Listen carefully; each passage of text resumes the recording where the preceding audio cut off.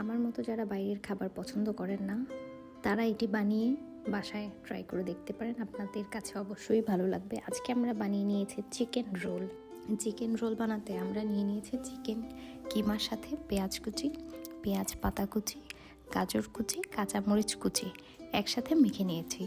তারপর কড়াইয়ে ঘি গরম করে তাতে আদা রসুন কুচি ভেজে চিকেনের মিশ্রণের সাথে মিশিয়ে নিয়েছি।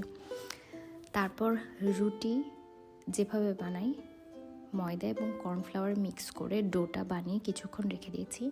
তারপর ছোট ছোট গোল করে আপনারা আপনাদের পছন্দ মতো শেপে নিয়ে নিতে পারেন। ছোট ছোট গোল করে গ্লাস দিয়ে কেটে নিয়েছি যাতে আমার কাজটি করতে সুবিধা হয়। তারপর আমি চিকেন রোলের শেপে করে নিয়েছি। তেল গরম হওয়ার পর তেলে ছেড়ে কিছুক্ষণ ভেজে নিয়েছি যাতে ভিতরের সেই সবজিগুলো একটু সিদ্ধ হয়ে যায় ভালোভাবে। তারপর ভালোভাবে ভাজা হওয়ার জন্য আমরা সব দিকে নেড়ে নেব।